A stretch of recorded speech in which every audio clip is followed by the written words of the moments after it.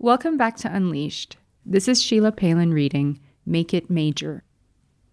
If you're like me, someone who loves the clean slate energy of a new day, a new week, or a new month, especially when the month starts on a Monday, then you've probably made some resolutions for this new year.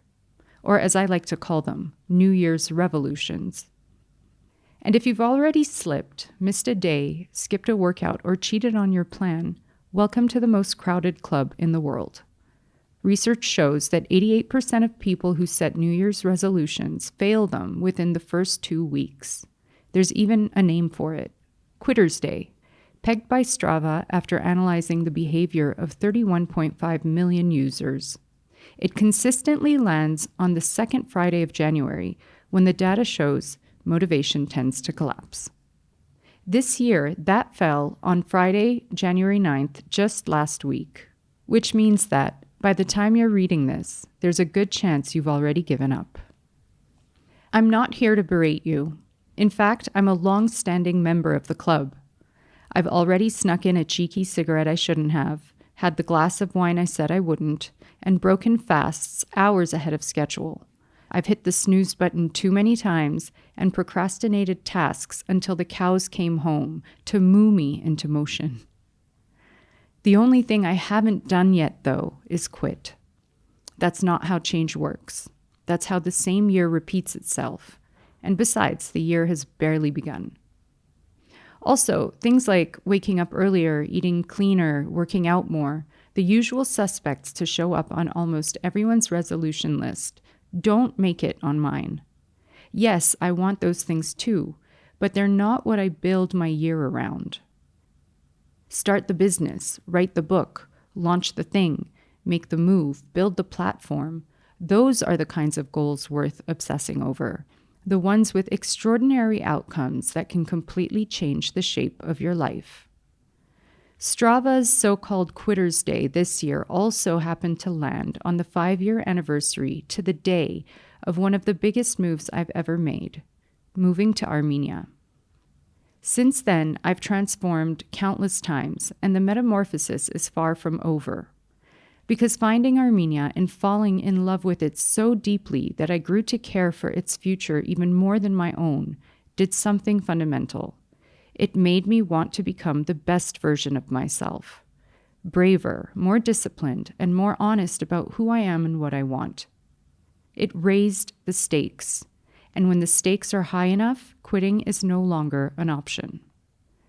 So for each of those last 5 years, I've started every January the same way, writing down 10 major dreams I want to make come true. Not be better goals, big bang goals.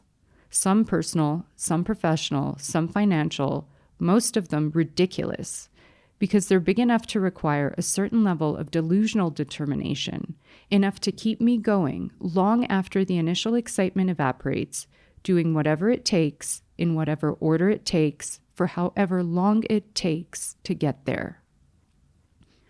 Do I hit all 10 of my goals within the calendar year? No. But I do hit most, and the rest don't die. They spill over into the next year, and sometimes the next one after, until the timing catches up with the vision. Sometimes it takes 2 years, sometimes 3. I'm building a life, not running a race. And guess what? Once the goals are major enough, the resolution-y stuff starts to fall into place anyway. Getting up earlier, eating better, training smarter. Even though I may not get it right every single day, I do get it right far more often than I ever used to, because these habits become adjacent support for the bigger mission. They stop being the point and start being the fuel. And if you want a cosmic permission slip to reset, here it is. Technically, by the Chinese zodiac, we're still in the year of the snake. The year of the fire horse doesn't begin until February 17th, 2026. In other words, if the first weeks of January felt like a slow slither, that's fine. Snake energy is strategic, internal, shedding skin. But the horse, if you care about this sort of thing, represents energy, freedom, and drive.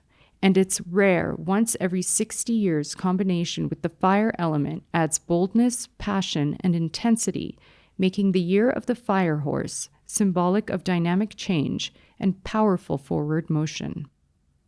So if you find yourself frustrated right now, struggling to stay on track, just chill out. You can consider the new year is still loading. But whatever you do, don't confuse delay with defeat. Don't turn an imperfect week into a doomed year. The only thing that matters is what you do next. Re-enter, return, keep going. Because if you've already failed, you're in excellent company. You haven't hit the end of the road. You just left the fantasy lane and entered the part with weather, traffic, and potholes. Welcome. This is where people actually change their lives. And if you're going to do it, if you're going to build something this year that your future self will thank you for, then don't make it cute.